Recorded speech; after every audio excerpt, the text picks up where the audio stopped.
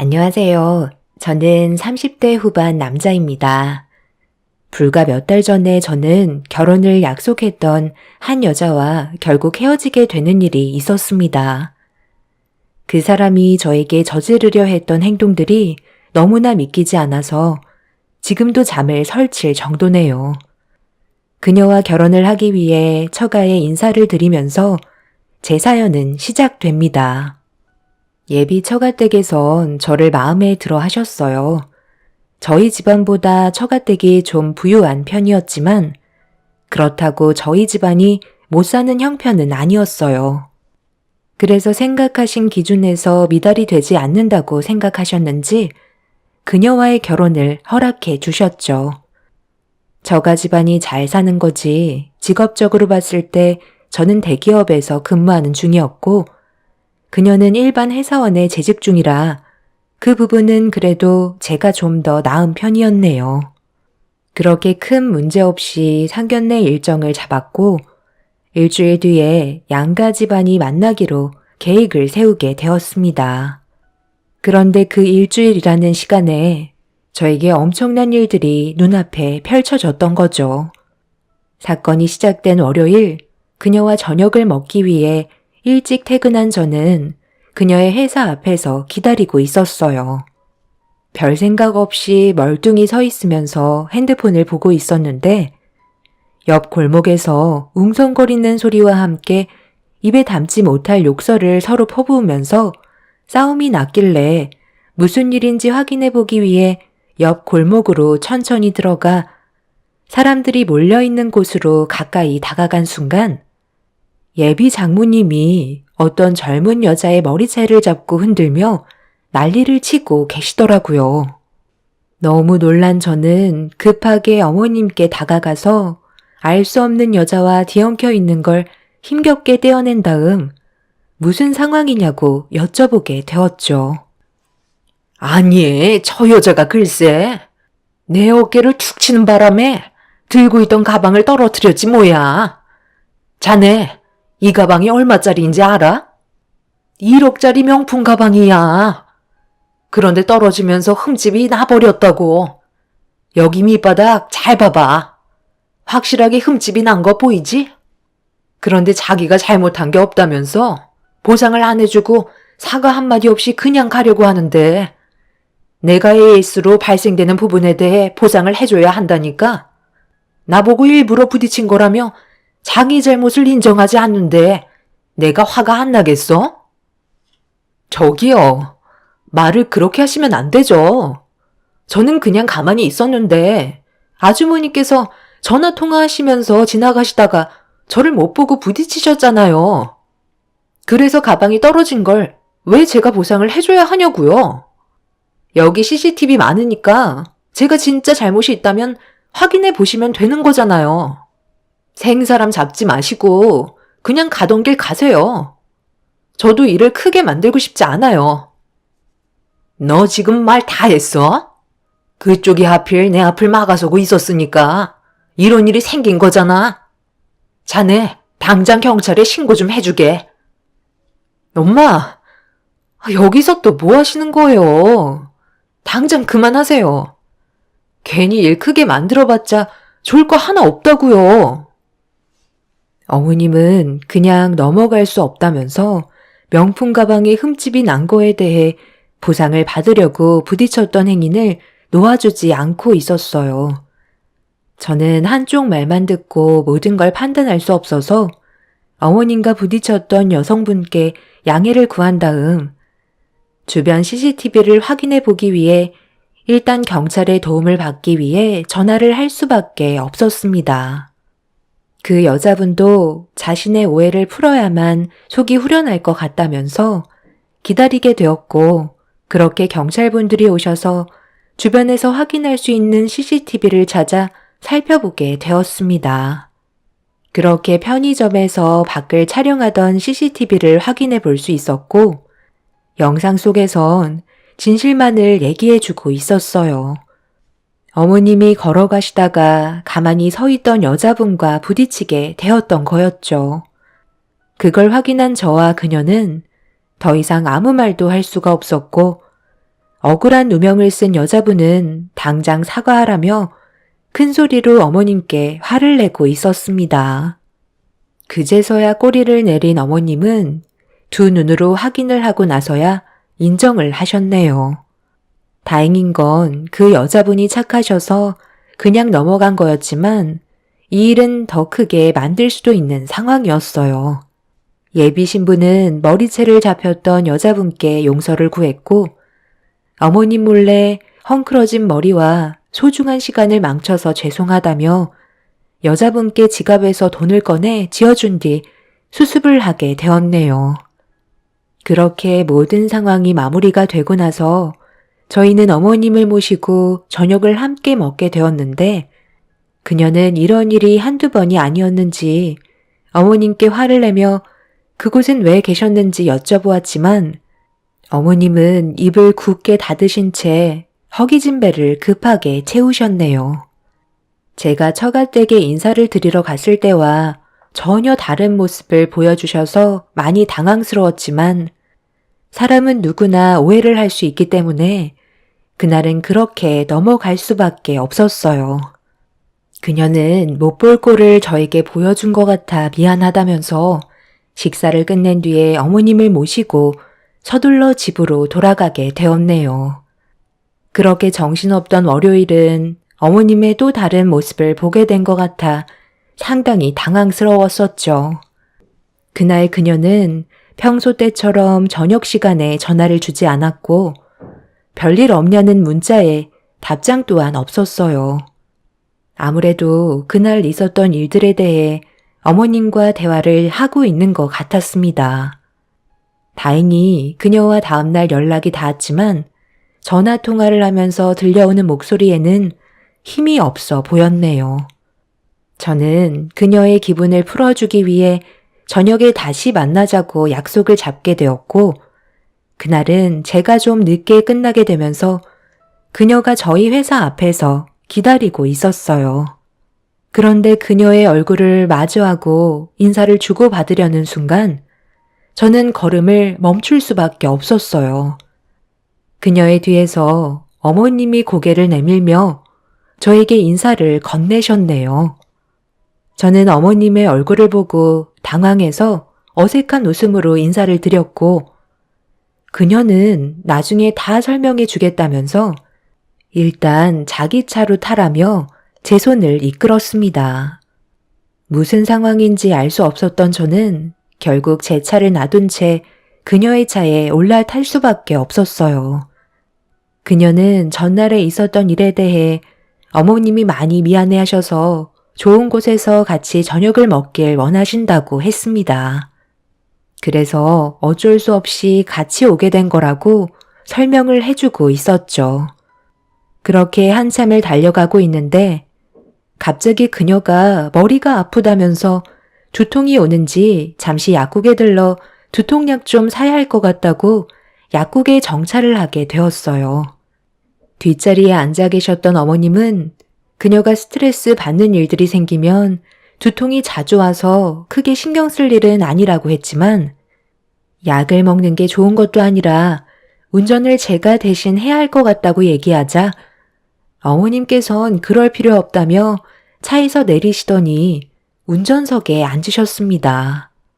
가족이 함께 운전하는 차고 음식점 위치도 어머님이 알고 계셔서 직접 운전하시겠다고 운전대를 잡으셨어요. 그녀는 약국에서 약을 먹고 나왔는데 운전석에 어머님이 앉아 계신 걸 보고 크게 신경 쓰지 않는 듯 뒷자리에 앉더니 어머님이 길을 더 잘 아신다며 두통이 심하게 왔는지 머리를 만지고 있었어요.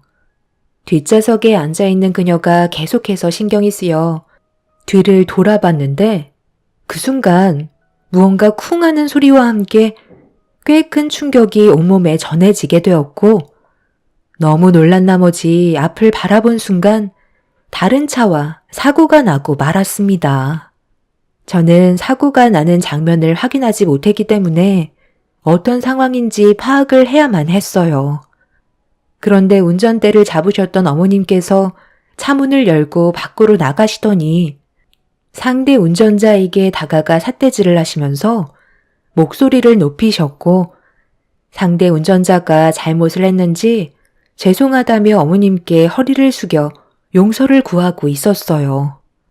그런데 그녀가 사고가 나면서 머리를 부딪혔는지 상당히 고통스러워하며 머리를 잡고 있었고 어머님은 힘들어하는 그녀를 보고 놀라선 급하게 달려와 어디 다친 곳은 없는지 차문을 열어 그녀의 몸을 살피고 있었습니다. 상대 차주분은 보험 처리를 해야 될 것 같다며 보험사에 전화를 걸었어요. 어머님은 저한테도 어디 다친 곳은 없냐고 조금이라도 문제가 있으면 말해야 된다고 저를 걱정하고 계셨죠. 다행히 저는 몸에 큰 문제는 없었지만 어머님은 사고가 났다는 것 때문에 좋은 시간 다 망쳤다면서 상대방 운전자를 바라보며 화를 내셨네요. 그렇게 양측 보험사가 와서 사건에 대해 정리를 한 뒤에 그녀와 어머님은 결국 입원을 결정하셨습니다. 저는 몸에 문제가 전혀 없어서 어머님과 그녀를 간호했고 이 사실을 뒤늦게 아신 아버님께서 병실로 들어오셨어요. 이게 어떻게 된 거야? 사고를 낸 그놈은 어디 갔어? 확실하게 사과를 받은 거지? 조금이라도 몸에 문제가 있다면 무조건 치료받고 검사까지 전부 다 받아야 돼. 그렇게 하지 않으면 우리가 나중에 손해본다고.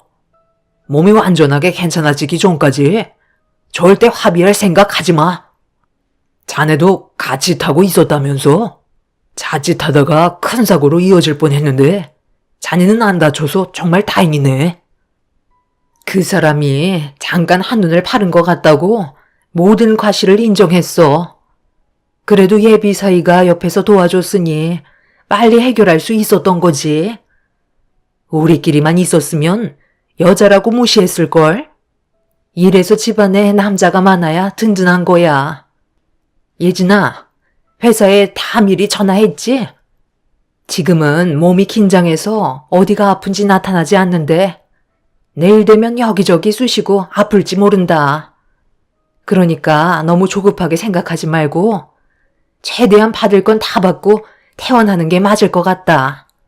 너 사고가 난 직후부터 머리가 너무 아프다며. MRI 찍어보고 머리에 조금이라도 출혈이 있는지 확인해봐라. 자네도 어차피 보험 처리 다 되니까 물리치료라도 받아. 이참에 뭉친 근육도 좀 풀어야 다음날 지장이 안 생기는 거야. 나는 사고 충격으로 온몸이 다 쑤시고 너무 아파서 제대로 걸을 힘조차 없다니까. 아마 다음날이면 아픈 곳이 더 늘어날까봐 걱정이다. 그런데 여긴 저녁밥 언제 주는 거야? 전날에는 명품 가방 때문에 문제가 생기더니 다음날은 차 사고로 또 다른 문제가 생기자 왜 이렇게 안 좋은 일들이 계속해서 생기는 건지 이해할 수 없었어요.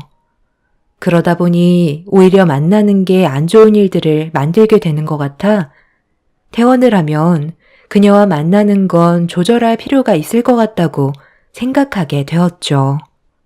아버님이 병실에서 자리를 지키셨고 저는 다음날 출근 때문에 일단 병원에서 나와 회사로 다시 간 다음 제 차를 타고 집으로 돌아왔습니다.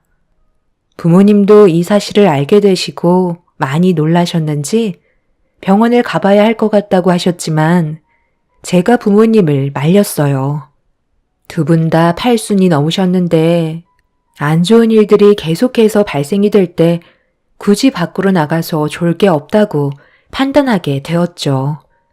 그렇게 며칠간 그녀와 어머님은 병원에서 치료를 받고 합의금까지 전부 다 받은 다음 퇴원을 하게 되었습니다.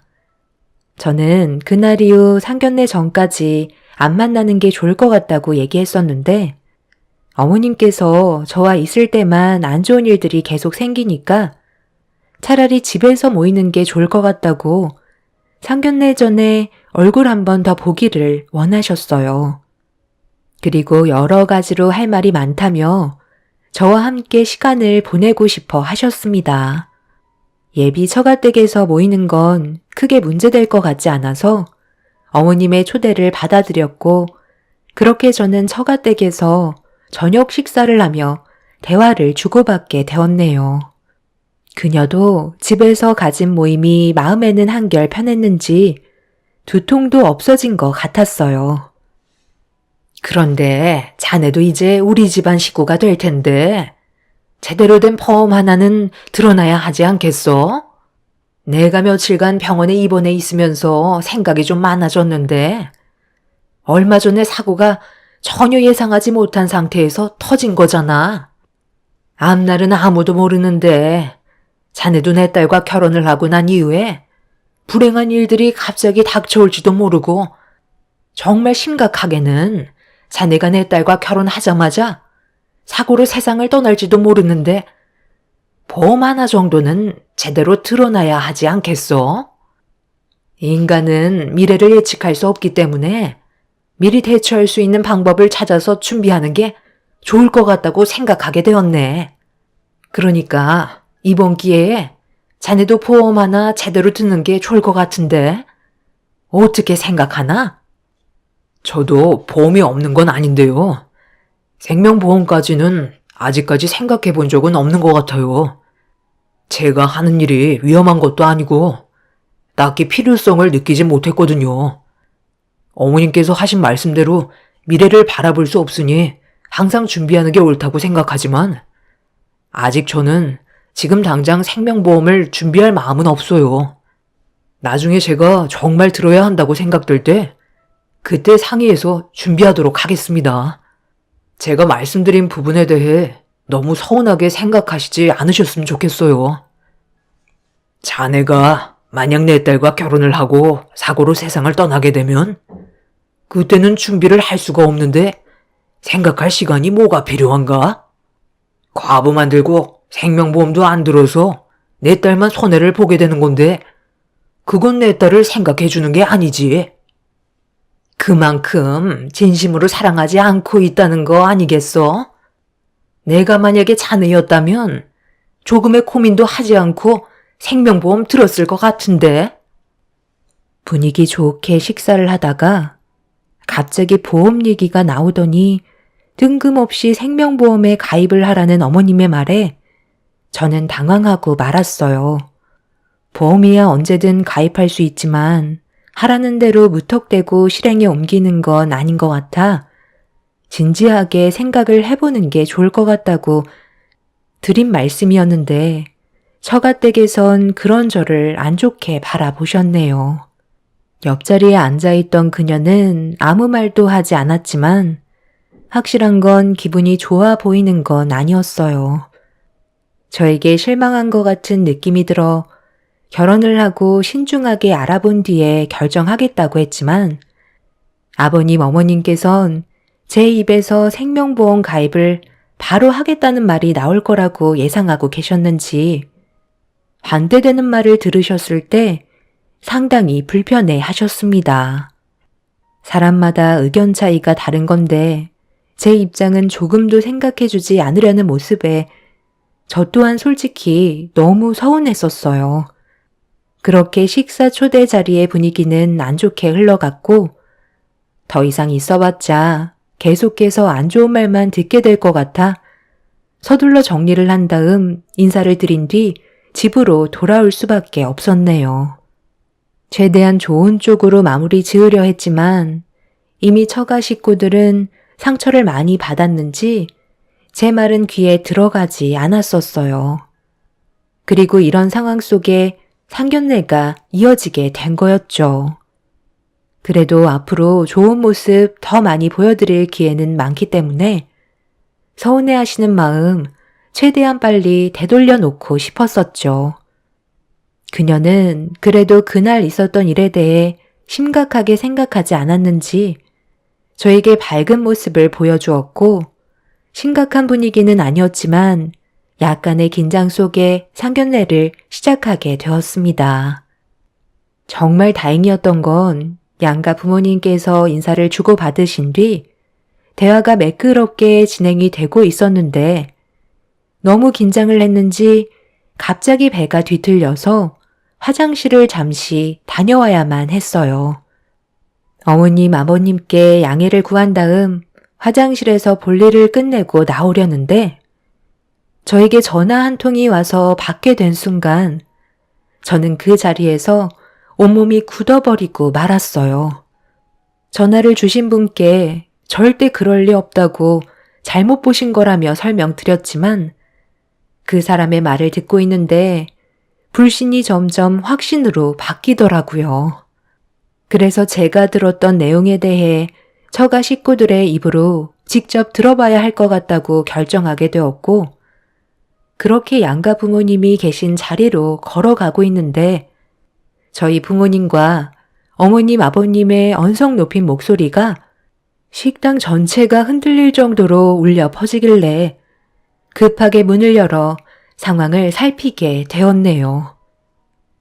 제가 그런 게 아니라는데 왜 자꾸 저를 의심한 거죠? 사부인께서 떨어뜨린 걸 왜 저한테 덮어 씌우시나요? 그럼 제가 사부인께 거짓말을 한다는 거예요? 이 나이 먹고 뭐하러 없는 사실을 꾸미겠어요? 방금 화장실 다녀오시면서 제 가방 흠집 내셨잖아요. 이게 얼마짜리인 줄 아세요? 1억짜리 명품 가방이라고요. 이런 걸 보신 적이 없으시니 조심하지 않으셨겠죠? 그 가방이 얼마짜리인지 그걸 제가 알아야 하나요? 그리고 확실하게 몸에 닿지 않았고 흠집 난 것도 꽤 오래되어 보이는걸요? 나이가 8순이나 되셔서 노망이 드셨나? 오늘 같은 날 꼭 상황을 이렇게 만드셔야 되겠어요? 지금 여기가 어떤 자리인지 전혀 모르신 거예요? 제가 정말 한성격 하는데요. 예비 사이를 봐서 많이 참고 있는 거라고요. 일단 사과부터 하시고 AS 부분에 대해서는 차후에 나오는 비용에 대해 입금시켜 주시면 되는 건데 굳이 이 상황을 이렇게까지 만드셔야 되겠어요? 제가 잘못을 했으면 당연히 문제되는 부분에 대해서는 금전적인 포상을 해드리죠. 그런데 전혀 몸에 닿지 않았다니까요. 그리고 팔순 먹은 게 뭐가 어때서 저보고 노망났다는 말을 함부로 뱉으실 수가 있는 거요? 이건 예의가 아니지 않나요? 일단 그만들 하세요. 꼭 이렇게까지 안 좋은 분위기를 만드셔야 되겠어요?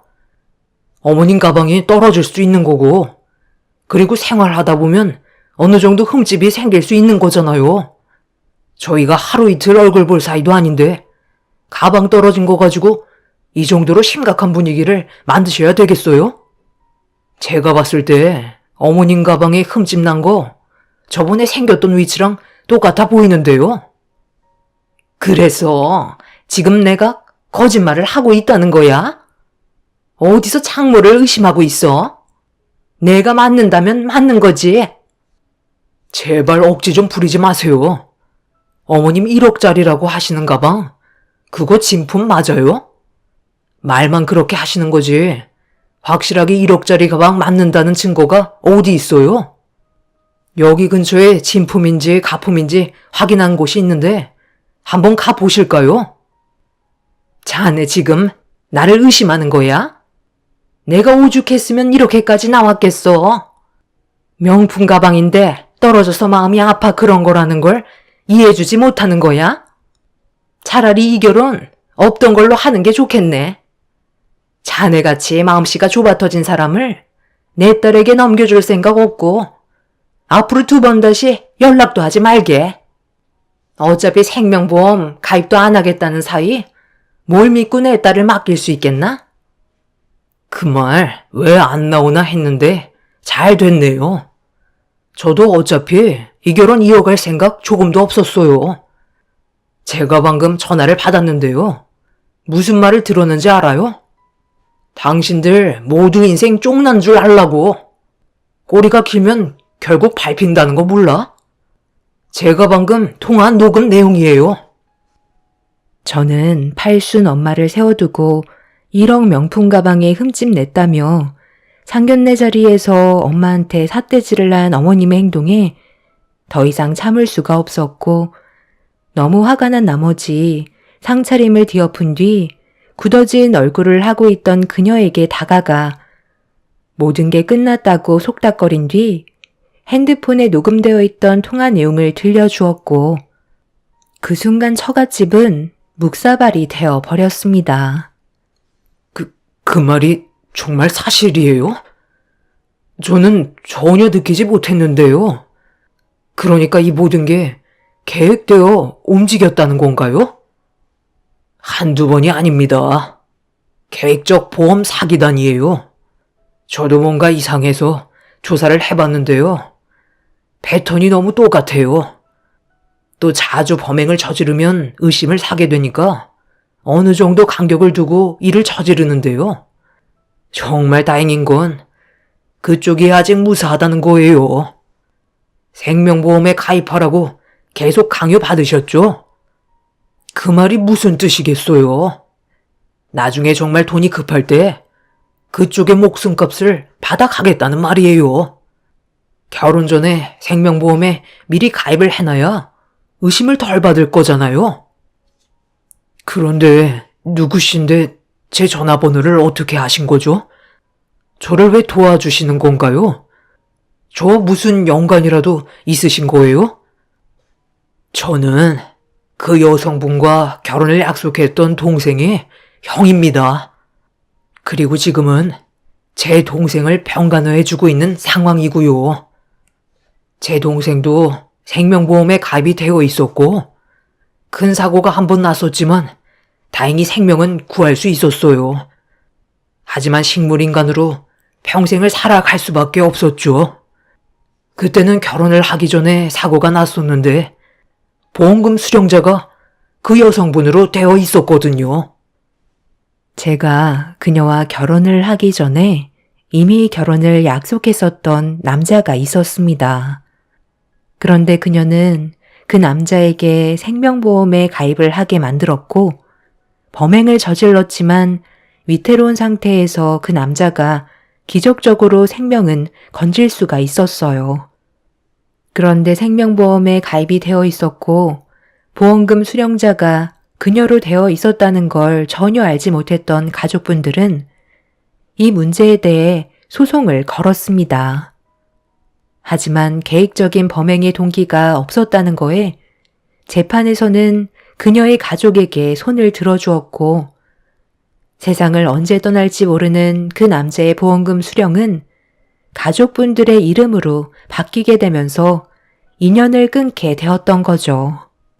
그런데 형이라는 분은 처가 식구들의 집안이 상당한 문제가 있다는 걸 계속해서 의심하게 되었고 자기 동생이 식물인간이 된 이후에도 그녀의 집안은 다른 자잘한 사고로 금전적 이득을 취하고 있다는 걸 파악하게 된 거였죠. 그리고 명품 가방 또한 일부러 돈을 받으려는 수법인 걸 알 수 있었어요. 그 남자의 형은 그녀의 집안의 뒤를 밟으면서 처벌을 내리기 위해 많은 걸 준비하고 있었죠. 그런데 그 사이 제가 그녀의 계획에 들어가게 된 거였고 똑같은 패턴으로 저에게 생명보험을 가입하라는 강요를 하기 시작한 거였네요. 그래서 제 증언이 그분에게는 절실하게 필요했던 거였습니다. 저와 통화한 내용을 듣게 된 처가 식구들은 사색이 된 얼굴로 자신들은 절대 잘못이 없다고 했지만 그동안 제가 겪어온 것들을 보면 확실하게 뭔가 이상하다는 걸 많이 느끼긴 했었죠. 그리고 잠시 뒤 저와 통화를 했던 그 남자분이 상견례장의 문을 열고 들어와 그동안 저지른 행동들이 담겨있는 영상들을 보여주며 그 사람들의 짓을 낱낱이 저희 가족에게 알려주었네요. 뒤이어 경찰분들이 상견례 장소로 들어왔고 그 사람들은 결국 법적인 처벌을 받게 되었습니다. 제가 그동안 겪어왔던 부분에 대해 증언하며 생명보험에 가입하라고 강요도 받았다면서 식물인간이 되어버린 그분과 비슷한 패턴으로 저에게 범행 계획을 꾸미려 했다는 게 밝혀지게 되면서 보험 가족 사기단으로 처벌을 받게 되었습니다. 제가 한 진술과 그 남자분이 그녀의 집안 사람들의 뒤를 조사해서 얻은 증거물들을 토대로 그분들의 억울한 사건까지 전부 뒤집어지게 되었어요. 결국 의도적으로 접근한 부분들이 밝혀졌고 징역은 피해갈 수 없게 되었네요.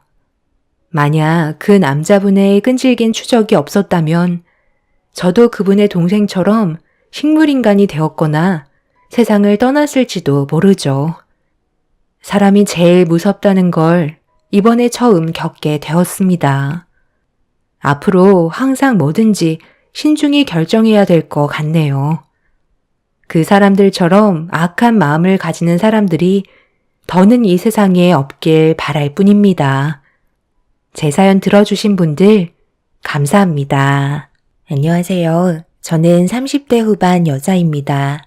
최근에 정말 말도 안 되는 일을 경험하게 되었고 어떤 식으로 받아들여야 할지 몰라 사연을 신청하게 되었습니다. 남편과 결혼을 한 지 5년의 시간이 흐르는 동안 끊임없는 문제가 생겼고 결국 점점 쌓여만 가던 안 좋은 감정들이 터져 나오고 말았습니다.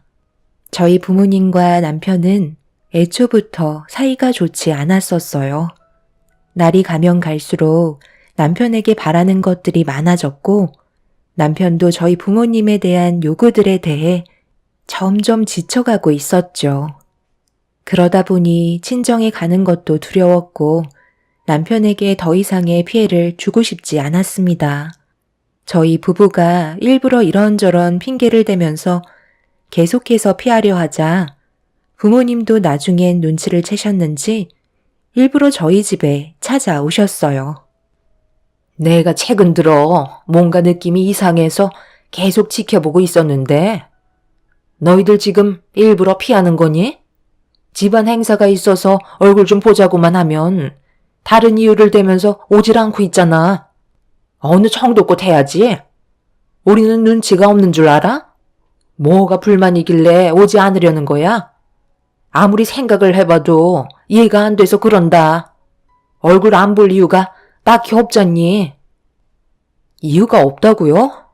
그동안 이희가 저와 결혼을 하고 얼마나 많은 스트레스를 받고 있은 줄 알아요? 엄마야말로 어느 정도껏 하셔야죠. 얼굴 볼 때마다 돈 말곤 할 말이 없으세요? 시도 때도 없이 용돈 부족하다면서 등골 빼먹은 게 한두 번이냐고요. 이러려고 저를 이 사람한테 보낸 거예요? 저희가 왜 찾아뵙지 않겠어요? 저번에 어떻게 하셨어요? 엄마랑 아빠가 각각 통장을 내미시더니 내년에 결혼기념일로 여행 가고 싶다며 이 사람에게 적금을 들어야겠다고 눈치 주셨잖아요. 지금 그게 말이 된다고 생각해요? 이희가 은행도 아닌데 왜 아빠 엄마 결혼기념일 여행 가는 것까지 챙겨드려야 하죠?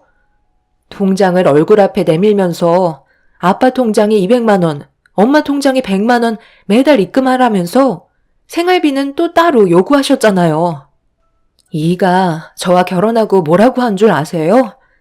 자기는 살아가야 할 이유가 아빠 엄마 돈줄 마르지 않게 힘들게 일하려고 이 세상에 태어난 존재 같다며 평생 돈만 바치다가 떠날 것 같다고 했어요. 생활비도 적지 않게 드리고 있는데 뭐든 적당히 하셔야죠. 그때부터 너무 큰 실망을 해서 한동안 찾아뵙지 않았던 거예요. 결혼 전에는 제가 벌어오는 돈으로 생활하시더니 이젠 이 사람 돈으로 더 많은 것들을 누리실 작정이세요? 앞으로 최소한의 생활비를 제외하곤 드리지 않을 테니 그런 줄 알고 계세요. 저희도 먹고 살아야 하고 앞으로 아이 계획도 세워야 하는데 아빠 엄마 사치 부리는데 더 이상 돈을 낭비하고 싶지 않아요. 제발 제가 그이 눈치 좀 안 보게 해주세요. 네? 뭘 얼마나 받아먹었다고 그러는 거야? 내가 너를 그동안 어떻게 키워줬는데 그것만도 감사하게 생각해야지. 내 딸을 데려갔으면 이 정도는 당연히 해줄 수 있는 것들 아니냐? 다른 집안들은 사이가 알아서 신경 써준다더만. 통장을 내밀었을 때의 우리 입장은 조금이라도 생각해봤어? 오죽했으면 너희들한테 손을 벌렸겠냐고. 너희들 마음 충분히 알았으니까 두 번 다시 찾아올 생각은 조금도 하지 않으마. 힘들게 자식 키워봤자 아무 소용 없다더만. 결혼하고 나서 부모에 대한 고마운 마음은 조금도 표현하지 않으려는 딸도 문제지만 아무 말 하지 않고 있는 오서방한테도 너무 크게 실망을 했네.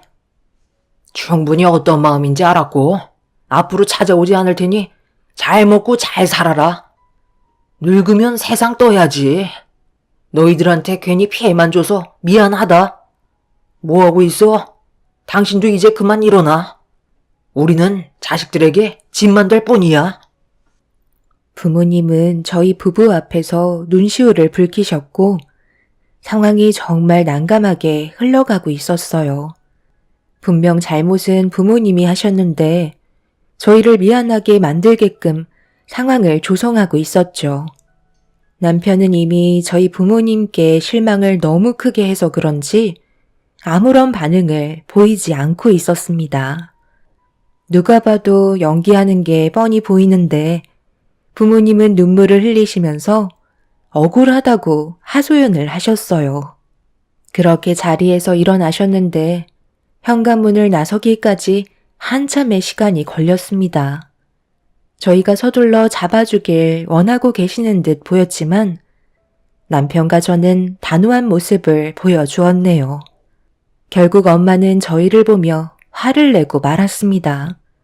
눈물을 보이는 연기까지 했는데도 붙잡으려 하지 않자 본색을 드러내신 거였죠. 결국 참고 있던 남편은 그동안 쌓였던 불만들에 대해 털어놓기 시작했고 걷잡을 수 없을 만큼 순식간에 동네가 떠나갈 정도로 안 좋은 말들을 주고받게 되었네요. 이 사람과 결혼을 한 지 5년이 지나는 동안 저한테 얼마나 많은 돈을 갈취하셨는지 아세요? 그 돈 안 쓰고 모으셨으면 변두리에 있는 집 한 채는 사셨을 거예요. 호의가 계속되니 당연한 권리로 생각하시는데 어느 정도껏 하셔야죠. 장인 장모님께서 얼굴 좀 보자고 하는 이유가 뭐예요? 돈 좀 준비하라는 말 아니신가요? 혜경이를 키워주신 건 정말 감사하게 생각하지만 앞으로 저희가 잘 살아갈 수 있게 뒤에서 응원해 주시는 것도 부모의 역할 아닌가요?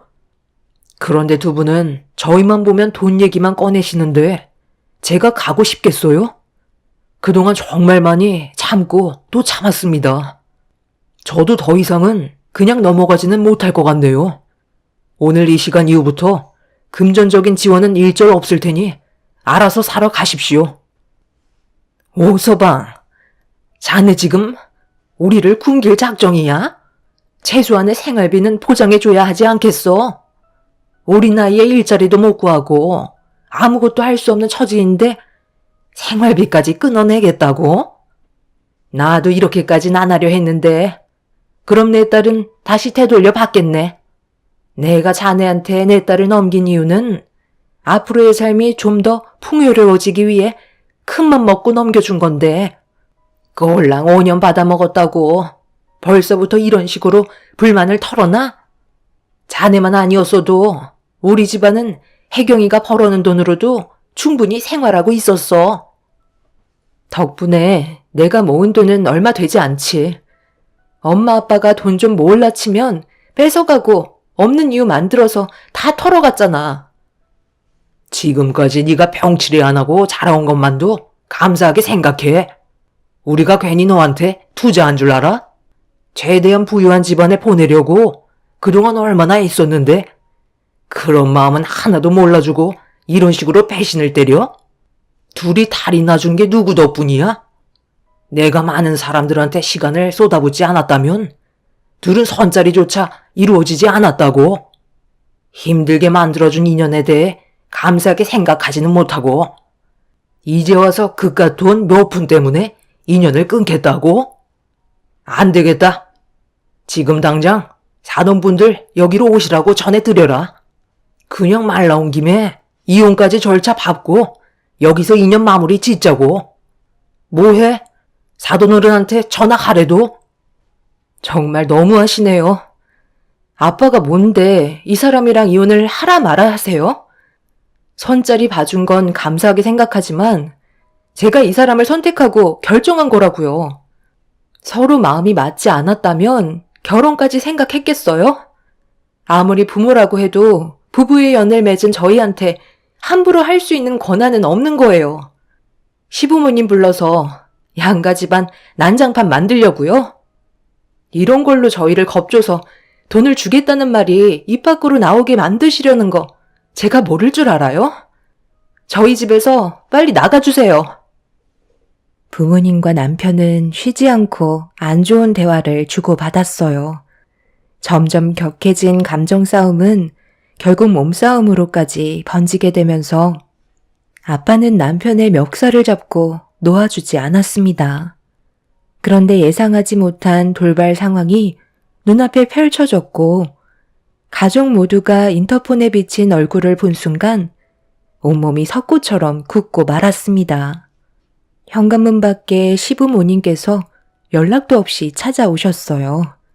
너무 갑작스럽게 일어난 일이라 어쩔 줄 몰라 하고 있는데 엄마는 이참에 잘 됐다면서 현관문을 활짝 여셨고 아빠가 남편의 멱살을 잡고 있는 모습을 그대로 보여주고 말았습니다. 시모의 양손에는 마트에서 장을 봐오셨는지 과일들과 여러 가지 야채들을 들고 계셨던 걸 떨어뜨리면서 손으로 입을 틀어 막으셨네요. 시부는 남편과 아빠를 보며 뭐 하는 짓이냐고 소리를 지르셨고 절대로 보고 싶지 않았던 광경이 눈앞에 펼쳐지고 말았습니다. 시부는 급하게 남편과 아빠의 사이를 떨어뜨려 놓았고 아주 짧게 정적이 흐르더니 시부는 저에게 어떻게 된 상황인지 설명을 부탁하셨네요. 결국 저희가 느끼고 있던 불만들을 털어놓게 되면서 시부모님은 저희 부모님과 심각하게 대화를 주고받기 시작하셨어요. 정말 대단들 하십니다. 지금 애들을 상대로 이렇게까지 하는 게 맞는 거예요? 둘이 잘 먹고 잘 살아보겠다고 발버둥 치고 있는데 도와주지는 못할 망정 빨대를 꼽으면 되겠어요? 아들, 너는 5년 동안 이런 일을 혼자 삭히고 있으면 어쩌자는 거야? 미리 얘기를 했으면 엄마 아빠가 도와줬을 거 아니니? 사부인, 저희도 제 아들 막 키운 거 아니에요. 금이야 오기야 하면서 키우는 데만 수억이 들었다고요. 이런 능력 있는 제 아들에게 시집을 보내셨으면 당신 딸의 인생길이 앞으로 걱정 없다는 거에 감사하게 생각하셔야지. 똑같이 힘들게 자식 키워왔으면서 돈을 바라시는 게 맞는 거예요? 그렇게 따지면 저희도 사돈분들께서 제 아들에게 했던 행동들처럼 해야 되겠네요. 능력 있는 제 아들 데려가셨으니 그만큼 저희도 보상을 좀 받아야 되겠는데요? 이런 말까지 안 하려 했는데 5년 동안 받아가신 금전적인 부분에 대해 저희도 딱 2배 올려 받겠습니다. 그동안 저희 몰래 제 아들에게 받아가신 돈을 제자리에 돌려놓으시던지 아니면 이혼 가겠습니다. 그리고 그에 따른 손해배상 청구와 정신적인 부분들에 대해 한국에서 손가락 꼽히는 변호사 선임해서 어떻게든 받아낼 테니 잘 생각하셨으면 좋겠네요. 두 배요? 그게 지금 말이 된다고 생각해요? 저희가 5년 동안 받은 금액이 정확히 얼마인지도 모르는데 2배라뇨? 그건 너무 억지 아닙니까? 그리고 이혼을 하겠다고요? 애들한테 상처를 주고 싶으신 건가요? 저는 그냥 서운해서 한 말이었습니다. 그래요? 저는 진심인데 어떡하죠? 왜 사돈분들은 내 아들을 통해 금전적인 이득을 취하셨으면서 저희 집안은 그렇게 하지 못하는 거죠? 다시 한번 말씀드리지만 지금까지 받으신 금액의 2배를 주시던지 아니면 법적인 소송 들어가겠습니다. 분위기를 순식간에 압도하신 시부모님께서 저희 부모님을 계속해서 압박을 가하자 당황하셨는지 금세 꼬리를 내리셨어요. 부모님이 저희 부부에게 그동안 받았던 돈들은 전부 다 소모를 한 걸로 알고 있기 때문에 받은 금액의 2배를 요구하셨을 때 부모님께서는 당황하실 수밖에 없으셨어요. 시모가 내민 조건에 대해 받아들이기 힘들면 2번 다시 자식들 앞에서 금전적인 부담을 주지 말라는 말씀을 하셨습니다. 부모님께서는 더 이상 아무 말도 하지 못하신 채 결국 돌아가셨네요. 시모는 예상하지 못했던 충격적인 광경들 때문에 정신적으로 많이 힘드셨는지 다리에 힘이 풀려 비틀거리셨고 남편이 시모를 부축해 들여 소파에 앉혀 드렸습니다. 한참 동안 조용해진 집안에서 저는 힘겹게 어질러진 물건들을 정리하고 있는데 시부모님께서 저희를 부르셨어요. 그리곤 앞으로 또다시 있을 일들에 대해 어떻게 대처를 할지 설명을 해 주셨네요. 또다시 이런 문제가 발생된다면 바로 연락을 줘야 한다. 지금 이 상황은 아들 네가 잘못한 거야. 사위 입장에서 어쩔 수 없었겠지만 사돈분들이 요구한 걸 무턱대고 계속해서 들어줬기 때문에 당연하게 생각한 거란다. 우리가 오늘 오지 않았다면 분명 더 큰 사태가 벌어졌을 수도 있겠지. 앞으로 어떻게 사돈분들을 대처해야 할지 고민이 많겠지만 그건 둘째고 무슨 일이 있건 절대로 금전적인 도움은 주지 않았으면 좋겠다. 아마 집으로 돌아가는 중에도 고민을 엄청 많이 하겠지. 어떻게 하면 너희들에게 돈을 받아낼 수 있을지 고민을 할 테고 다른 계획을 세울 게 뻔하다.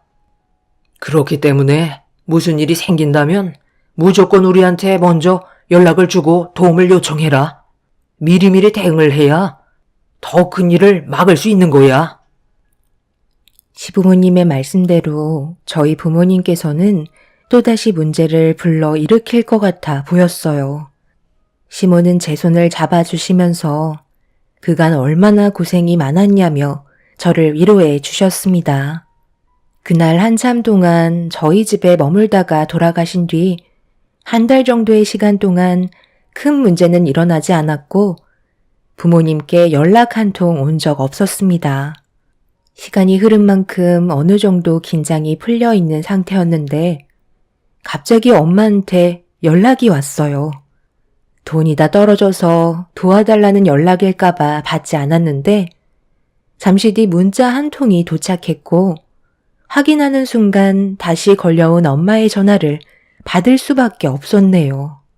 수화기에서 들려오는 엄마는 오열을 하면서 눈물을 흘리셨어요. 일을 어쩌면 좋니? 너희 아빠가 글쎄 어떻게든 돈을 좀 벌어보겠다고 했다가 허리를 크게 다치셔서 지금 걷지도 못하고 누워만 계신다. 돈은 다 떨어졌는데 앞으로 어떻게 먹고 살아야 할지 너무 큰 걱정이다. 잠깐 집에 좀 들려줄 수 있겠니? 도대체 무슨 일을 하셨길래 허리를 다쳐요? 혹시 생활비 받으시려고 저한테 거짓말 하신 거 아니에요? 내가 왜 그런 걸로 거짓말을 하겠어? 너희 아빠가 지금 입원할 병원비도 없어서 누워만 있는데 그런 말이 나오니? 괜히 오서방에게 말해서 일을 더 키우지 말고 너만 조용히 집에 와서 아빠 상태만 보고 다시 돌아가라. 나도 조용히 일 처리하고 싶다. 그날이 남편 월차라 서로 계획해서 쉬고 있던 날이었는데 엄마와 제가 통화하는 걸 옆에서 전부 다 듣고 있었어요. 남편은 저희 엄마의 목소리를 듣곤 크게 동요되지 않았고 별로 느낌이 좋지 않다면서 친정에 가는 걸 원치 않고 있었습니다. 저는 남편 말을 듣고 일단 움직이지 않고 있었어요. 워낙 생각을 알 수 없는 부모님이라 또다시 무슨 계획을 세우실지 몰라 일단 상황을 지켜보기로 했었습니다. 제가 친정에 가지 않고 버티고 있자 엄마는 지속적으로 연락을 취하기 시작했어요. 하지만 남편의 말대로 더 이상 아무것도 하지 않았죠. 그런데 어느 순간부터 연락이 오지 않더니 남편과 제가 저녁을 먹고 집으로 돌아왔는데 집 앞에 부모님께서 저희를 기다리고 있었습니다. 너무 놀라 잠깐 멈칫하고 있던 도중에 남편은 제 손을 잡고 저희 부모님을 무시한 채 건물 안으로 들어가려고 움직였어요. 아빠는 힘겨운 모습으로 휠체어에 몸을 싣고 계셨고 엄마는 아빠가 타고 있던 휠체어를 잡고 계셨죠. 저희 부부가 부모님을 무시한 채 들어가려 하자 엄마는 울먹이는 목소리로 도와달라고 도움을 요청하고 있었어요. 그 말을 들은 남편은 엄마 앞으로 다가가더니 입을 열었습니다. 무슨 상황인지 뻔히 눈에 보이는데 꼭 이렇게까지 하셔야 되겠어요? 거짓말도 적당히 하셔야죠. 이젠 연기까지 하시는 거예요? 오서방, 그게 무슨 말이야? 우리가 왜 이런 걸로 거짓말을 하겠어? 자네 장인 상태를 보고서도 그런 말이 나와? 허리를 크게 다치셨다는 분이 정상적으로 앉아 계신 것도 힘든데 어떻게 휠체어를 타고 여기까지 오신 거죠? 차에서 어떻게 내리셔서 휠체어에 몸을 실을 수 있으셨죠? 더군다나 장인어른 허리가 상당히 꼿꼿이 서 계신데요. 보통 허리를 다치면 앉아 있는 것도 힘들어서 계속 누워 있으려 하는데 장인어른께서는 휠체어에 앉아 계신 모습이 상당히 편안해 보이시네요. 여기에서 언제부터 기다리고 계셨는지 모르겠지만 지금 당장 병원에 가서 진찰을 받았을 때 허리에 문제가 없으시면 그땐 또 무슨 변명을 하실 건데요? 갑자기 기적처럼 허리가 멀쩡해졌다고 하시게요? 제발 그만 좀 하세요. 이런 식으로 행동하시면 혜경이가 얼마나 창피하겠어요? 더 이상 할 말 없으니까 그만 돌아가 주세요. 그래, 연기 좀 했다. 이렇게라도 해서 생활비 좀 받아 먹으려고 그런 건데 대충 눈치챘으면 그냥 넘어가면 안 되는 거였나? 나 같으면 노력이 가상해서라도 그냥 모른 척하고 생활비 지어줬겠네. 혜경아, 지금 엄마 아빠가 생활이 많이 궁핍해졌다. 한동안 자숙하는 시간을 가지고 있었잖아. 그럼 이제 그만해도 되는 거 아니니? 정말 엄마 아빠랑 인연 끊을 생각은 아니지? 차라리 인연을 끊는 게 훨씬 낫겠어요. 저는 엄마가 이런 계획을 가지고 있는 줄은 정말 상상도 하지 못했다고요. 정말 사람 질리게 하시네요. 지금까지 살면서 오늘이 제일 실망한 날이에요. 2번 다시 찾아오지 마세요. 지금까지 엄마한테 시달리며 살아온 세월들이 이제 너무 지쳤어요. 저는 돈 버는 기계가 아니라고요. 제 인생에서 사라져 주세요. 엄마는 제 말이 끝나자마자 저에게 달려드셨고 온갖 막말을 퍼부으셨어요. 남편은 난리치는 엄마를 막아섰고 저도 남편 뒤에서 몸을 숨겨 그만하시라고 소리를 지르고 있는데 휠체어에 손을 떼게 되면서 언덕에 있던 저희 집에서 아랫길로 내려가기 시작했고 아빠는 순간적으로 몸이 경직이 됐는지 휠체어에서 뛰어내리지 못하고 계셨어요. 엄마는 다급하게 부르는 아빠의 목소리에 그걸 본 엄마가 아빠를 향해 급하게 쫓아갔고 저희도 워낙 순간적으로 일어난 일이라 당황스러워하고 있는데 남편도 휠체어를 향해 뛰어가기 시작했어요. 급격하게 빨라진 휠체어를 먼저 붙잡은 엄마가 제어를 하지 못한 채 끌려가고 있는데 온 힘을 다해 그 뒤를 뛰어간 남편이 엄마의 옷깃을 잡았고 힘겹게 휠체어를 멈추려던 순간 옆에서 달려오는 트럭과 부딪히게 되면서 충격적인 일이 눈앞에 펼쳐지고 말았습니다. 부모님과 남편은 미동조차 없었고 저는 비명을 지르면서 급하게 사고가 난 현장으로 뛰어갔는데 차마 두 눈으로 볼 수 없는 모습에 그 자리에서 주저앉고 말았습니다. 잠시 뒤 구급차가 와서 부모님과 남편을 응급실로 데려갔고 곧바로 수술실로 들어가게 되었네요. 이 소식을 접하시게 된 시부모님께서 수술실로 달려오시는 도중 눈물을 흘리고 있던 저를 보시더니 그 자리에 주저앉아 버리셨어요. 부모님과 남편의 생사를 확인할 수 없는 상태에서 어떻게 된 상황인지 물어보시길래 몇 시간 전에 있었던 일들에 대해 전부 다 설명드렸고, 시모는 충격적인 상황이 닥친 거에 대해 괴로워하셨습니다. 그런데 잠시 뒤 수술실에서 나온 의사의 표정은 상당히 좋지 않았고, 부모님께서 두 분 다 세상을 떠나셨다는 말을 듣게 되었습니다. 남편은 다행히 머리에는 문제가 없어서 다리와 팔에 골절상을 입긴 했지만 시간이 지나면 정상적인 생활이 가능한 상태였어요. 시부모님께서는 수술을 마치고 병실로 옮겨지는 남편을 보며 오열을 하고 계셨습니다. 너무 순식간에 충격적인 일들이 한꺼번에 몰려와 저 또한 맨정신이 아니었지만 한순간에 잃게 된 부모님의 장례를 치러야만 했네요. 겨우 정신을 차린 남편의 첫마디는 저희 부모님의 생사를 물어보는 거였고, 시모가 두 분 다 세상을 떠나셨다고 하자 모든 게 자기 탓이라며 괴로워하고 있었습니다. 차라리 생활비를 그냥 지어드렸다면 이런 일은 발생되지 않았을 거라고 눈물을 보이고 있었어요. 저는 죄책감을 가지고 있는 남편의 손을 잡아주면서 어쩔 수 없는 상황들이었다며 남편에게 탓을 돌리지 않았습니다. 부모님의 어리석은 행동이 불러온 사고라고 남편을 위로해 주었어요. 그렇게 부모님의 장례를 치르면서 과거의 일들을 되돌려보니 상당히 많은 추억들이 머릿속에 스쳤는데 대부분 좋았던 기억보다 안 좋았던 기억이 훨씬 더 많더라고요. 부모님의 욕심이 불러온 화였기 때문에 어쩔 수 없었지만 남편의 몸에도 문제가 생겼다는 건 너무 큰 아픔이었습니다. 그렇게 장례가 끝이 나고 부모님의 유골함을 건네받은 저는 어떻게 해야 할지 고민이 많았어요. 납골당에 두어도 찾지 않을 것 같았거든요. 남편을 저렇게 만들고 떠나신 분들을 보고 싶지가 않았습니다. 그런데 어느 한 남자가 저에게 걸어오더군요.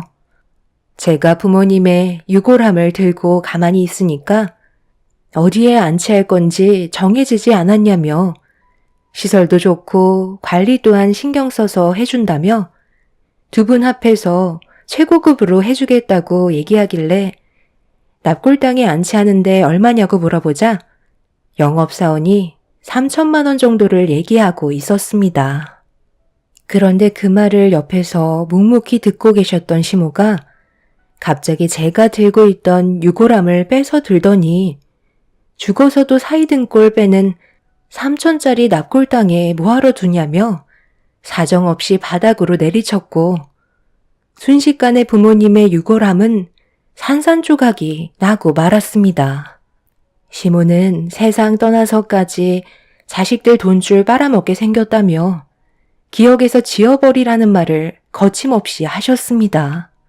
너무 순식간에 일어난 일이라 깨진 유골함을 멍하니 바라보고 있는데 저에게 유골함을 뺏어 들었을 때 부모님 소지품들도 납골당에 진열을 하려고 함께 들고 있던 소지품들까지 전부 바닥으로 떨어지고 말았네요. 그런데 흥분을 감추지 못했던 시모가 굳어져 버린 얼굴로 바닥에 떨어진 사진 한 장을 쥐어든 채 갑자기 손을 떨기 시작했어요. 그러더니 저에게 천천히 걸어오면서 눈물을 흘리고 계시길래 저는 그런 모습에 당황을 하면서 뒷걸음질 치고 있는데 갑자기 저를 돌려 세우시더니 옷깃을 풀어 헤쳤고 무언가를 찾으시는 듯한 행동을 보이셨습니다. 저는 시모의 갑작스러운 행동에 당황해서는 뭐 하시는 거냐고 뿌리치려 했지만 시모는 눈물을 흘리시며 제 옷깃을 내리셨어요. 그리고 잠시 뒤 저를 덥석 안으시면서 오열을 하셨고 말도 안 되는 충격적인 한마디를 듣고 말았습니다. 어떻게 이런 일이 벌어졌는지 지금 생각해도 도저히 믿을 수가 없었죠. 이 사진 속의 장소에 사돈분들 말고 옆에 또 한 사람이 서 있는데 이 사람이 누군지 아니? 예전에 나와 결혼을 했던 전 남편이었어. 그런데 내가 너를 출산을 했을 때 딸이라는 이유 하나 때문에 집안에서 난리가 난 적이 있었지. 그 사람의 집안에서 나를 격하게 반대를 했고 나는 너를 지키려 했지만 어느 날 잠깐 잠이 들었을 때 그때 그 집안 사람들이 너를 어디론가 데려간 거야. 정말 미친 듯이 찾으려 했지만 자기들도 아무것도 모른다며 끝까지 발뺌을 했고 너를 몇 번 안아보지도 못한 채 떠나 보내야만 했어. 시간이 지날수록 단 한 번도 너를 잊은 적 없었고 지금도 여러 가지 소식을 접하기 위해 여러 기간을 돌아다녔지만 너에 대한 존재를 들은 적은 없었다. 그런데 지금 이 사진 속에 돌아가신 사돈분들이 내 딸이 너를 안고 있고 그 옆에 지금은 생사조차 할 수 없는 너의 친부와 함께 사진을 찍은 모습을 보면 이건 분명 그때 당시 너를 사돈분들께 넘겨준 것 같구나.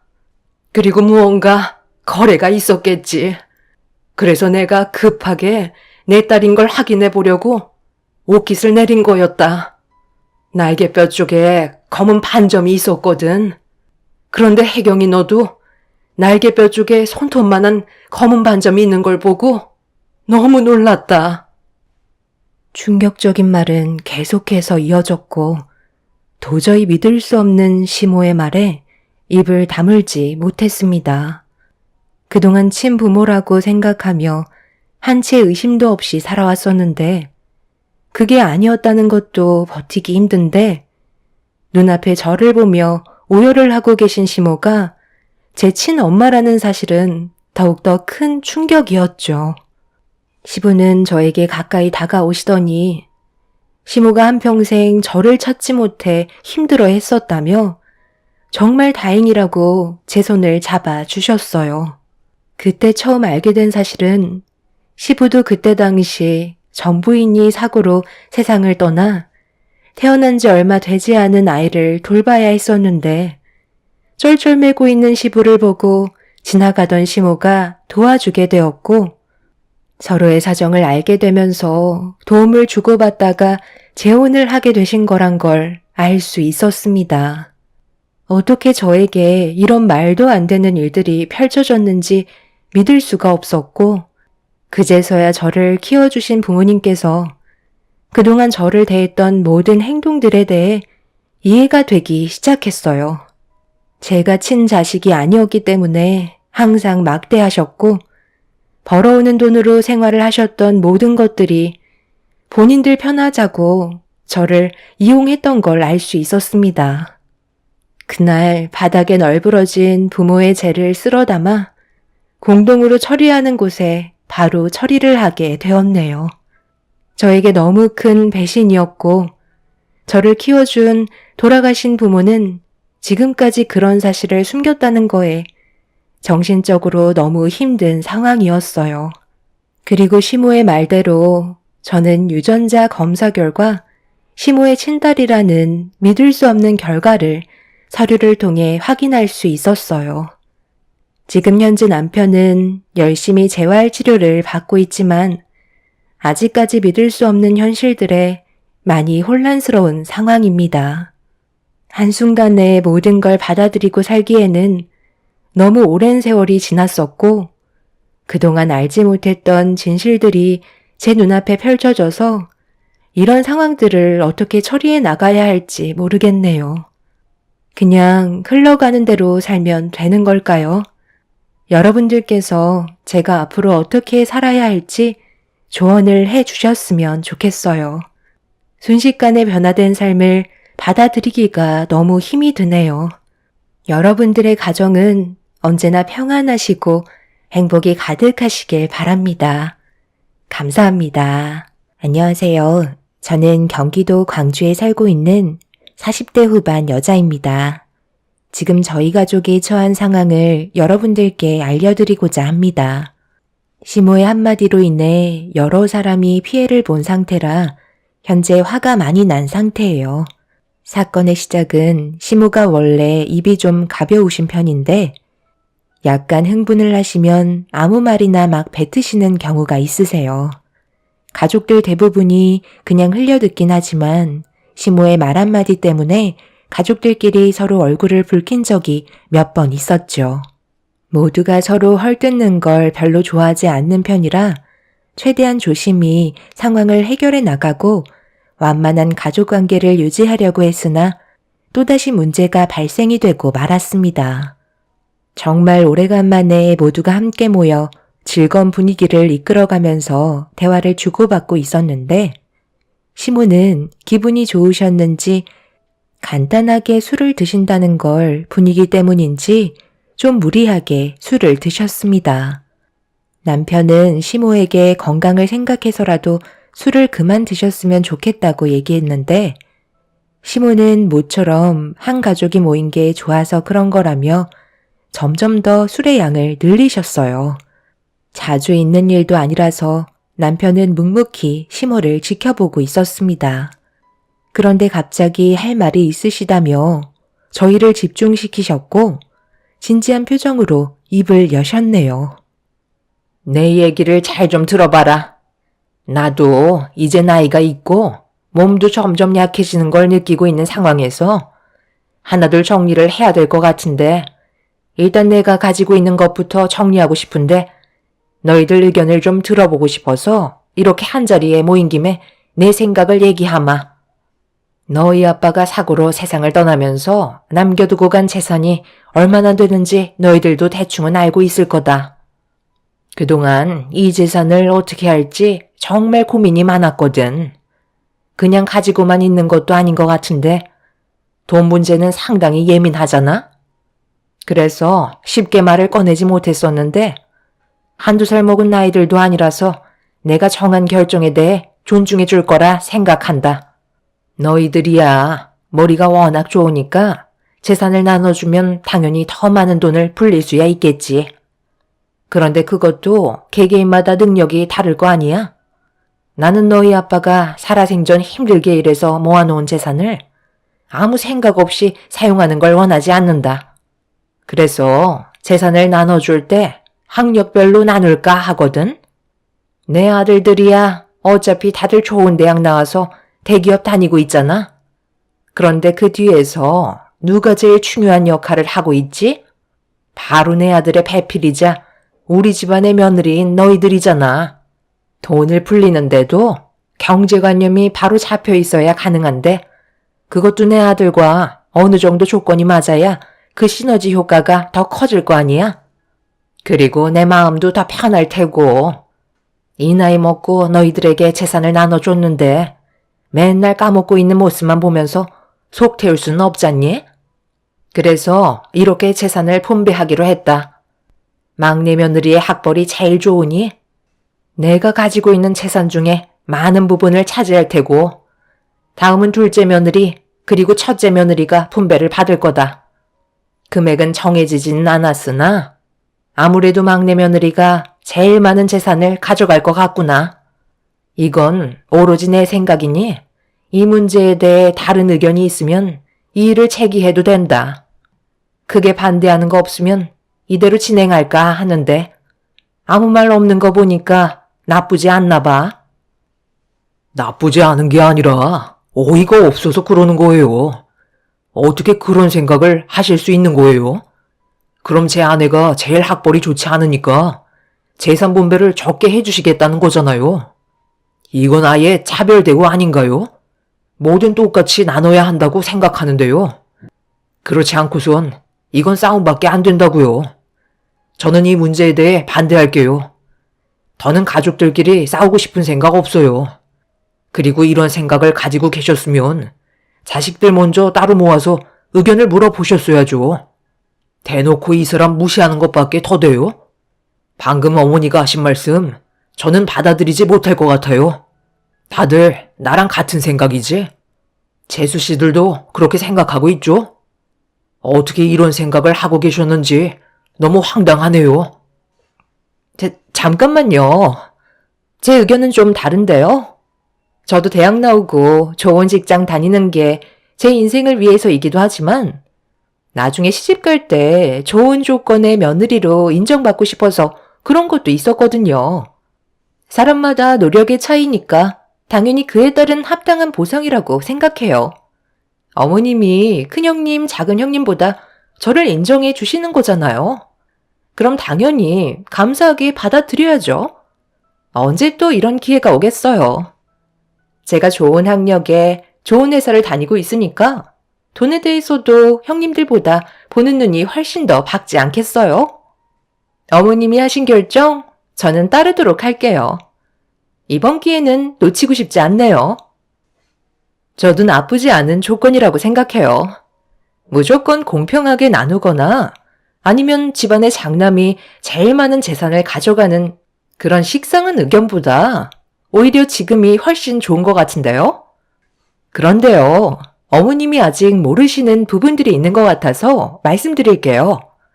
막내 동서가 좋은 대학 나와서 괜찮은 회사 생활하는 건 맞지만 경제적인 눈은 제가 더 뛰어난 것 같은데요.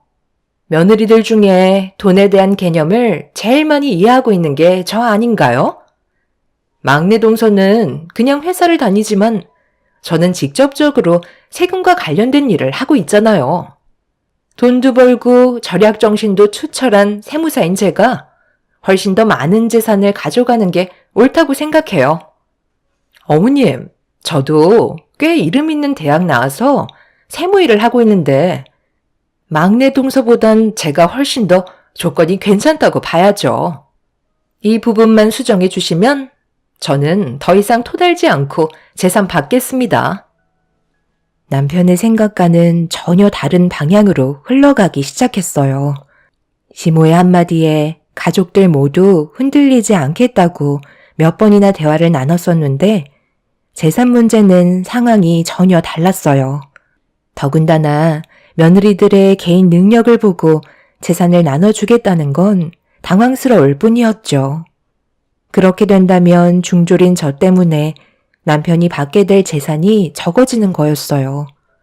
집안의 환경이 어려워서 중졸을 하고 바로 사회로 나와 일을 시작해야 했었는데 이런 상황이 남편과 결혼을 하게 된 이후에도 걸림돌이 될 줄은 몰랐습니다.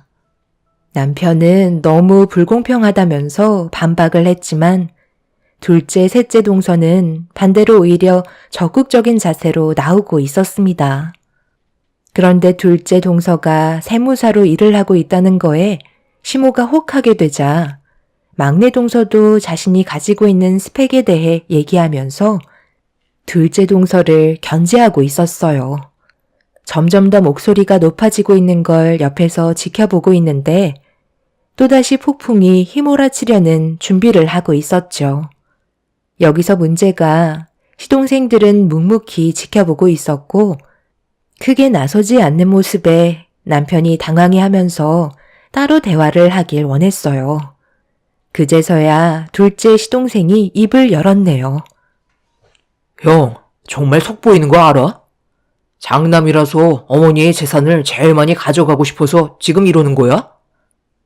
지금 그게 무슨 말이야? 이건 공평성에 어긋난다고 생각하니까 어머니 의견에 반대를 하는 건데 지금 그런 말이 나와? 그럼 그냥 엄마가 하고 싶은 대로 하게끔 놔두면 되잖아. 다들 찬성하는 분위기인데 형수님이 중졸이라서 그래? 내가 재산을 얼마나 가져가든 그건 중요치 않아. 괜히 돈 문제로 가족 간의 사이에 금이 갈까봐 그러는 거다. 벌써부터 서로 돈 문제 때문에 예민해져 있는 상태잖아. 재수 씨가 세무사로 일을 하고 있다고 반박을 하면서 막내 재수 씨가 지금 심리적으로 상당히 불편해져 버렸는데 이게 가족 간의 싸움이 안 될 것 같아? 어머니는 왜 상황을 이런 식으로 만드는 거예요? 머릿속에서 나온 방법이 이런 것 말고는 없었어요? 저희들이 먹고 살기 힘들 정도로 사정이 안 좋은 것도 아닌데 꼭 이렇게 차별을 둬서 왜 싸움을 부추기냐고요? 언제나 현명하셨던 아버지가 옆에 없다는 게 너무나 마음이 아프네요. 이런 식으로 따지고 들어가면 저희 형제들도 각자 다른 대학 나왔는데 저는 서울대 나왔으니 끝난 거 아니에요? 서울에서 제일 좋은 대학인데 아무리 이 사람이 중졸을 나왔어도 형제간 학력으로 봐야 하는 거죠. 내가 앞서 얘기했잖아. 너희들은 그렇게 중요하지 않다니까. 실질적으로 돈 관리는 누가 하고 있니? 전부 며느리들이 하고 있는데 한두 푼도 아니고 꽤 많은 재산을 무턱대고 맡긴다는 건 문제가 있는 거지. 그래서 이런 식으로 기준을 정한 거기 때문에 더 이상 토달지 마라. 둘째, 셋째 너희들은 내가 조금 더 생각해보고 결정하도록 하마. 어머님 말씀이 100번 오르시는 게 돈이라는 건 배운 사람일수록 그만큼 많은 재산을 불릴 수 있는 조건이 된다는 거예요. 그런데 큰형님은 중졸밖에 안 나오셨으니 당연히 경제관념이 떨어질 수밖에요. 잘 생각하신 거예요. 가족 간의 사이에서도 사회라는 게 있잖아요. 서로 알게 모르게 개개인의 능력을 따지고 있는 건 사실이라고요. 그러니까 저는 무조건 찬성할게요. 큰형님은 중졸이라 몇 푼 받지도 못하겠어요. 이래서 집안 환경도 무시 못한다니까요. 너무 상심하지 마세요. 형님 부모님을 탓해야죠. 누굴 탓하겠어요? 그래서 가난은 대물림 된다는 거예요.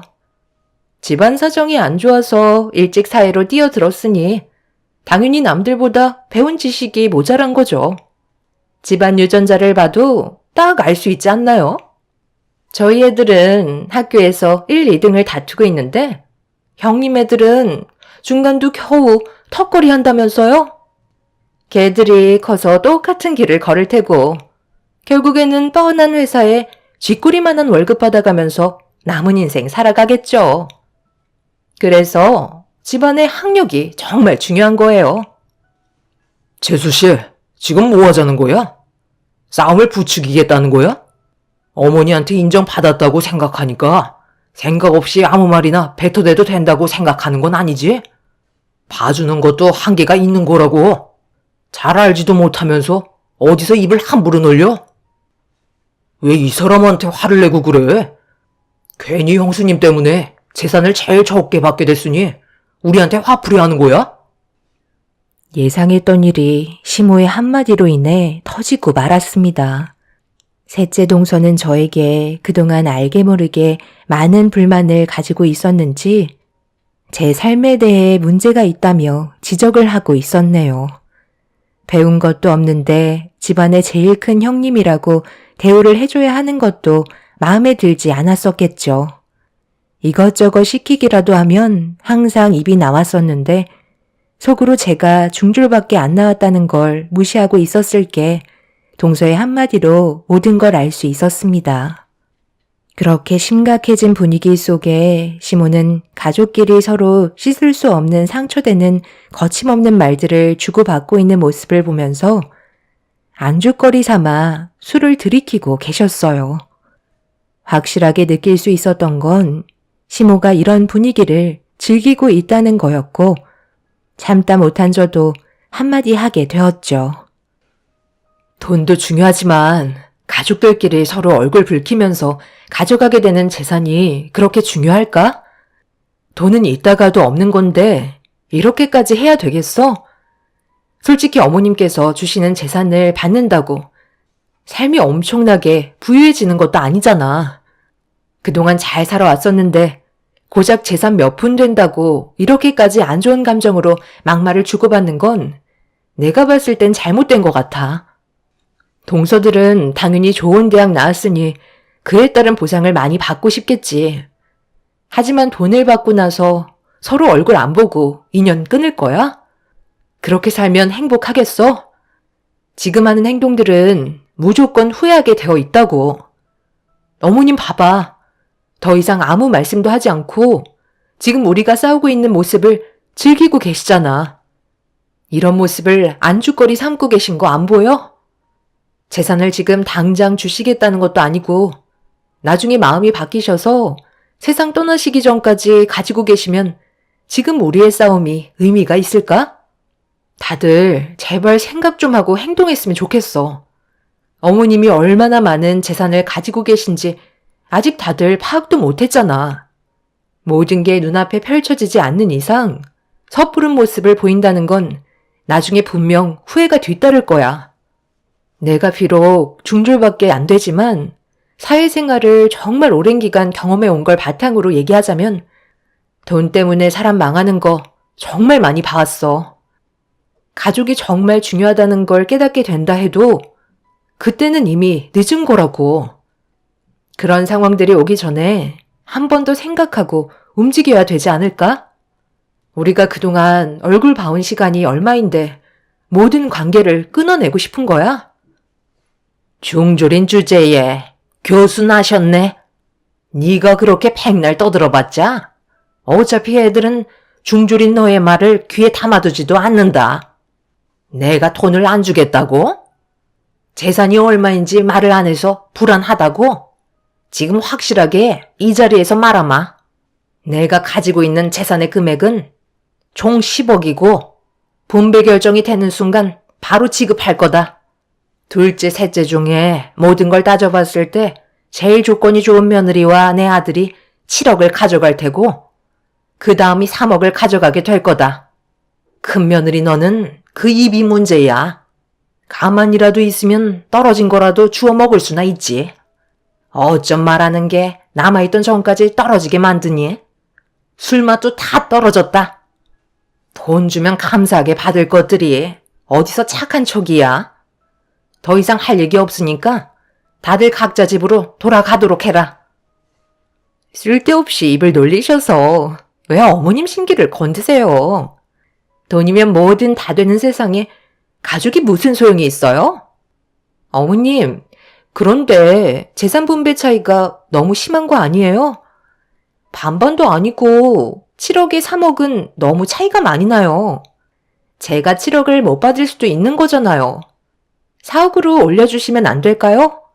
제가 7억을 받게 된다면 상관없지만 조정해주는 것도 나쁘지 않을 것 같아서요. 그렇게 해 주실 수 있는 거죠? 큰형님 쪽은 재산 분배가 없다고 하셔서 제 속이 다 후련하네요. 동서내외들은 벌써 시모가 조만간 넘겨주겠다는 말에 이미 아무것도 보이지 않는 상태였어요. 이런 심각한 와중에 남편은 아무 말도 하지 않고 시모를 지켜보고 있었습니다. 그리고 자리에서 일어나 저보고 집으로 돌아가자며 제 팔을 붙잡고 자리에서 일으켜 세웠어요. 그렇게 저희는 먼저 집에 들어와 진정되지 않은 기분을 가라앉히기 위해 노력하고 있는데 찬물을 들이킨 남편이 무언가 심각한 고민에 빠져 있는 듯 보였습니다. 그 속을 알 수는 없었지만 들춰보고 싶지도 않았습니다. 혼자만의 생각이 필요해 보였거든요. 그렇게 며칠의 시간이 흐르는 동안 집안 분위기는 조용했고 아무 일도 일어나지 않고 있었어요. 그렇게 한 달의 기간이 지났을 때 시모는 남편에게 연락을 취했고 또다시 한자리에 모이게 됐는데 한 달 전과 비교했을 때 분위기는 더욱더 무거워진 상태였죠. 이미 서로 각자의 마음의 문이 닫혀 있는 게 보였습니다. 가족 모두를 한자리에 모은 이유는 재산 분배 결정이 돼서 발표를 하려고 부른 거였어요. 내가 그동안 정말 진지하게 생각하고 결정을 한 거니? 아무도 토를 달지 않았으면 좋겠다.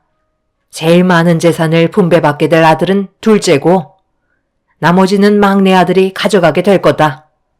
그리고 집안의 장남인 너는 땡전 한 푼도 없다. 어머님, 그런데 저희가 왜 두 번째로 밀렸는지 알 수 있을까요? 정하신 기준이 있으실 거 아니에요. 둘째 며느리가 그래도 세무사 일을 하고 있잖니. 그럼 돈에 대한 이해도가 아무래도 막내 며느리 너보다는 훨씬 더 높지 않겠어? 그래서 결정한 거니 더 이상 아무 말도 하지 마라. 둘째 며느리는 저번에 얘기했던 대로 7억을 가져갈 거고 막내 며느리 집안은 3억을 가져갈 거다. 그런데 한 가지 조건이 있다. 앞으로 나는 둘째 며느리 집에서 지낼까 하는데 괜찮지? 7억을 주는데 이 정도는 해줄 수 있잖아. 자식이 셋이나 있는데 나 혼자 집구석에 처박혀 사는 게 얼마나 외롭고 힘든지 아니? 이런 건 내가 말을 안 해도 먼저 같이 살자고 물어봐야 하는 건데. 어쩜 자식들이 하나같이 자기 밥그릇만 챙기게 바쁜 거야? 내 아들은 불만이 없을 것 같고. 둘째 며느리 너는 어떻게 생각하니? 7억 받아야지. 어머님, 그건 저번에도 아무런 말씀이 없으셨던 거잖아요. 갑자기 결정을 하라고 하면 제가 많이 당황스럽죠. 그래서 지금 당신 7억을 포기하겠다는 거야? 무조건 허락을 해야 되는 거라고. 이런 기회 흔치 않다는 거 몰라? 형님이 아무래도 어머님이랑 함께 살고 싶지 않으신가 봐요. 돈보다 함께 지내는 게 더 큰 비중을 차지하는 것 같은데요. 어머님, 그러지 말고 그 7억 저한테 주세요. 제가 모실게요. 안방 내어드릴 테니까 저희 집 오시라니까요. 동서, 지금 그게 무슨 말이야? 내가 언제 싫다고 했어? 그냥 저번에는 한마디도 하지 않으셔서 여쭤본 거잖아. 저 같으면 어머님 없고 저희 집에 들어갔을 것 같은데요. 형님이 당황스러워 하시는 거 전부 다 봤거든요. 어머님, 그럼 이 집은 어떻게 하시게요? 저희 집에 들어와 사실 거면 처분하셔야 되잖아요. 이것도 저희 주시는 건가요? 그럴 생각이다. 이 집 처분하고 나온 금액도 너희한테 줄 테니까 걱정하지 말고 그렇게 해줄 수 있는 거지? 둘째 동서는 받아들이기 싫어하는 눈치였지만 눈앞에 보이는 돈 때문에 고개를 끄덕였어요. 그렇게 거래가 성사되었고 시모는 먼저 둘째 동서네외 집에 들어가 살겠다며 집이 처분되는 즉시 재산까지 포함해서 주겠다는 말에 시모는 둘째 동서의 집에 들어가 살게 되셨습니다. 그런데 시간이 지날수록 분위기는 점점 안 좋아지고 있었어요. 시모의 집이 처분이 되면서 둘째 동서 내외에게 약속했던 재산을 줘야 하는데 시모가 무슨 이유 때문인지 동서한테 돈을 주지 않고 있었습니다. 셋째 동서 내외한테도 재산을 주지 않고 있던 상황이었죠. 그런 시간이 계속해서 지속이 되자 둘째, 셋째 동서내외는 한계치에 도달했는지 결국 불만이 쏟아지게 되었고 이 소식을 듣게 된 저희는 둘째 동서집으로 향하게 되었습니다. 그리고 눈앞에서 시모와 동서내외들이 얼굴을 붉히며 싸우는 모습이 펼쳐지고 있었네요. 내가 주고 싶을 때 주겠다는데 그게 잘못된 거니? 내가 얘기했지? 좀 더 기다리라고. 시엠이 말을 무시하는 거야? 어머님, 생각해 보세요. 계속 핑계만 대시고 약속했던 재산은 주지 않고 계시잖아요. 저희는 하라는 대로 다 했는데 왜 어머님은 저희한테 아무것도 해주지 않으시는 거죠? 정말 10억이 있긴 하신 거예요? 통장에 10억이 들어가 있으시다면 왜 안 보여주시는 건데요? 설마 잠깐 사이에 마음이 바뀌신 건 아니시죠? 저에게 믿음을 안 주시잖아요. 글쎄 있다니까. 그런데 내가 너희한테 내 재산을 전부 다 주게 된다면 나중에 나 버리고 도망갈 거잖아. 저희가 왜 어머님을 버린다고 생각하시는 거예요? 너무 쓸데없는 상상을 하시는 것 같은데요. 일단 10억이 있는지 없는지 그것부터 당장 확인시켜 주세요. 그렇지 않으면 저도 더 이상은 참지 못하겠어요. 저도 정말 참다 이건 아닌 것 같아서 찾아왔다니까요. 약속을 지키셨으면 실행에 옮기셔야죠. 당장 주실 것처럼 말씀하시더니 저희가 받은 금액은 1,000원짜리 한 장 없다고요. 어머님 집 처분한 돈은 어디에 있는 거예요? 다 내 통장에 들어있다. 아무리 생각해봐도 아직 때가 아닌 것 같아서 그래. 내가 너희들한테 재산을 나눠주겠다는 마음은 조금도 변함이 없으니까 내가 어느 정도 마음의 결정이 됐을 때 나눠주도록 하마.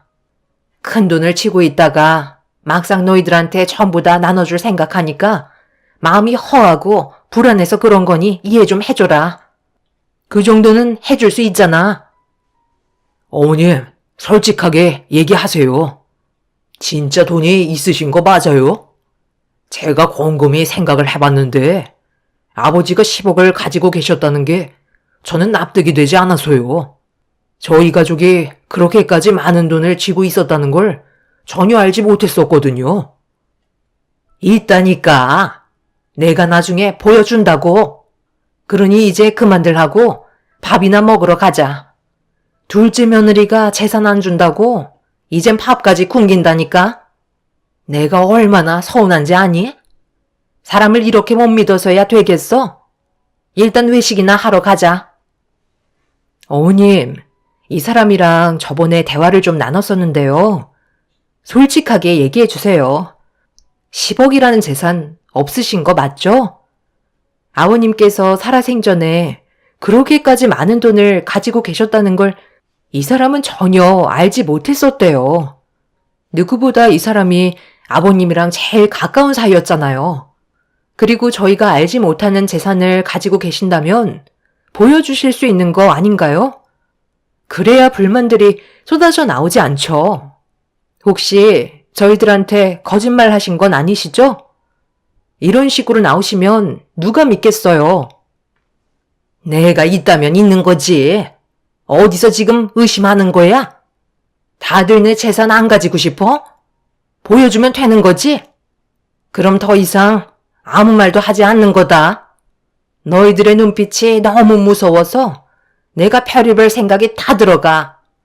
그래서 쉽게 내놓지 못했었다. 시몬은 10억이 들어있는 통장을 가져오겠다며 방으로 들어가셨어요. 그런데 한참이 지나도 밖으로 나오지 않으시길래 점점 사태는 심각해졌고 둘째 시동생이 열쇠를 가져와서 문을 여는 순간 시몬은 가방을 움켜쥔 채 저희를 경계하고 있었어요. 둘째 시동생은 화가 머리끝까지 올라왔는지 시모의 품에 있던 가방을 뺏었고 안에 있던 내용물을 탈탈 털었는데 통장 하나가 바닥으로 떨어졌습니다. 그런데 시동생이 통장을 펼치는 순간 사색이 든 얼굴로 손을 떨고 있었고 둘째 동서가 급하게 달려가 통장을 뺏어 들어 확인을 하는 순간 그 자리에 털썩 주저앉아 버렸네요. 시모의 통장에는 10억이 아닌 10만 원이 찍혀 있었습니다. 어디에도 10억이라는 금액은 통장에 기록이 되어 있지 않았어요. 시모의 말이 거짓이었다는 게 밝혀진 순간이었죠. 둘째 동서는 화가 머리끝까지 올라왔는지 시모에게 당장 나가라며 소리를 질렀지만 시모는 끝까지 방에서 나가려 하지 않았습니다. 남편은 다들 침착하라고 화를 내더니 시모에게 다가가 집을 처분한 돈은 어떻게 했냐고 여쭤보자 시모는 입을 꾹 닫은 채 아무 말도 하지 않고 있었어요. 남편은 무슨 상황인지 알려줘야 도와줄 거 아니냐며 침착하게 대화를 풀어나가려 하자 시모가 조심스럽게 입을 열었습니다. 그리고 입 밖으로 나온 한마디에 가족 모두 경악을 하고 말았네요. 시모는 동네 지인들과 여행을 하던 도중에 카지노에 잠깐 발을 들인 적이 있었는데 번쩍거리는 조명과 함께 여러 가지 놀 것들이 많아 한참 동안 재미를 보다가 그 유혹에 벗어나지 못해 자신도 모르게 가지고 있던 재산을 전부 다 태워버렸다는 충격적인 말을 듣게 되었어요. 그리고 시모는 덜덜 떨리는 손으로 안주머니에서 통장 하나를 꺼내 들었고 그걸 내보이는 순간 저희 가족 모두는 그 자리에서 주저앉고 말았네요. 시모는 정말 10억이라는 재산이 있었는데 저희한테 재산을 나눠주겠다는 말을 하기 전에 벌써 돈을 조금씩 써가기 시작했어요. 그런데 돈을 찾는 액수가 점점 커졌고 결국 모든 돈이 바닥이 나게 되자 시모는 살고 있던 집을 처분하기로 생각했던 거였죠. 그래서 이런 말도 안 되는 거짓을 꾸며오고 계셨던 거였어요. 집을 처분한 돈으로 카지노에 털어버린 시모는 둘째 동서내외의 집에서 얹혀 살면서 이러지도 저러지도 못하는 상황이었네요. 결국 이 사실이 전부 밝혀지자 둘째 시동생은 시모를 집 밖으로 내쫓아 버렸고 막내 동서내외는 급하게 자리를 피해 버렸습니다. 아무것도 없이 빈털터리가 되어버린 상태에서 남편에게 도움을 요청하는 모습을 지켜보고 있는데 너무 어이가 없어서 말도 안 나오더라고요. 그 많은 재산을 전부 다 흥청망청 써버렸다는 거에 저희도 기운이 빠져버린 상태였죠. 둘째 동서는 시모에게 2번 다시 찾아오지 말라며 문을 강하게 닫아버렸고 시모는 아무 말 없이 저희를 따라왔습니다. 결국 장남인 남편이 시모를 모시게 될 상황이 생겨버린 거죠. 이런 상황 속에 남편은 여러 가지 고민을 하는 듯 보였는데 어느 날 저녁 저에게 대화 좀 하자면서 저를 거실로 불렀어요. 그런데 명함 한 장을 쥐어주더라고요. 뭔가 싶어 자세히 보니 사단법인 정신의료기관이라고 적혀 있었습니다. 처음 보는 명함을 저에게 왜 줬는지 알 수 없어서 남편을 멀뚱히 쳐다보고 있는데 저에게 그동안의 고민거리를 털어놓았고 너무 놀라 급하게 안방에 보석함을 열었는데 텅텅 비어 있었습니다. 여기에 있던 우리 금품들 다 어디 갔어? 설마 우리가 외출한 사이 어머님이 여기에 있는 것들 전부 다 가져가서 팔으신 거야? 그러기 전에 내가 미리 숨겨놨어. 어제 잠깐 당신이랑 외출하고 나서 집으로 들어왔을 때 어머니가 집 청소를 하고 계셨잖아. 그런데 금품함을 뒤적거린 흔적이 보이더라고. 혹시 몰라 어머니한테 여쭤보니까 계속 발뺌하길래 나중에 돈을 드린다니까 그제서야 주머니에 있던 우리 결혼 반지를 꺼내시더라. 그래서 내가 금품함에 있던 귀중품들 전부 다 숨겨놨어. 아무리 생각해봐도 어머니는 치료를 받으시는 게 좋을 것 같아. 그래서 내가 한 군데 알아본 곳이거든. 그쪽으로 모시는 게 가족 모두에게 피해가 가지 않는 방법이야. 우리도 언제까지 어머니 때문에 스트레스 받아가며 살아갈 수는 없잖아. 너희들 지금 그게 무슨 말이니? 내가 자고 있는 줄 알았어? 너 손에 쥐고 있는 그 명함 이리 좀 가져와 봐라. 어머니, 이렇게 하지 않으면 모두가 힘들어진다고요. 저희가 자주 찾아뵐 테니까 가서 요양 좀 하세요. 이리 내놔보래도? 이건 뭐야? 사단법인 정신의료기관 요양병원? 내가 지금 정신이 나갔다고 생각하는 거야? 나를 여기에 보내고 너희들은 편히 살겠다는 거지? 이래서 자식 새끼 키워봤자 소용없다는 거다. 됐다. 너희들 도움 필요 없으니까 당장 이 집에서 나가도록 하마. 나를 정신 이상자로 취급하고 있어. 용돈도 안 주니까 금품에 손을 댄 것 뿐이라고. 시모는 제정신이 아니었어요. 남편은 더 이상은 안 되겠다고 생각했는지 결국 명함에 있던 단체에 전화를 걸어 도움을 요청했고 시모는 동네가 떠나갈 정도로 난리를 치셨지만 결국 정신요양병원에 입원이 되고 말았네요. 그리고 이 소식을 듣게 된 둘째, 셋째 동서내외는 시모에게 많은 실망을 했는지 조금도 금전적인 도움을 주지 않겠다며 저희에게 모든 책임을 전가한 상태입니다. 그래서 또 한 번 난리가 나고 말았죠. 시모는 자기 통제 제어 불능이라는 병명을 가지고 있어서 시간이 지날수록 더 힘들어질 거라는 말을 듣게 되었습니다. 결국 한평생 그곳에서 삶을 보낼 수밖에 없는 현실을 맞이하게 되었네요. 시모 때문에 집안 전체에 불화가 생겼고 현재 다들 등을 돌린 채 살아가고 있습니다. 다행인 건 남편이 그래도 시동생들을 잘 설득시켜서 금전적인 부담을 줄일 수 있었지만 동서들이 시모에게 돈 나가는 걸 마음에 들어하지 않고 있네요. 이 문제로 인해 분명 또다시 얼굴을 붉히게 되는 상황이 찾아오겠죠. 시모의 잘못된 행동이 모두에게 불행을 주게 됐다는 게 안타까울 뿐이네요. 10억이라는 돈은 정말 큰 돈이잖아요. 앞으로 어떻게 살아야 할지 막막하기만 하네요. 제 사연 들어주신 분들, 오늘 하루도 행복하시고 좋은 날들만 가득하시길 바랍니다.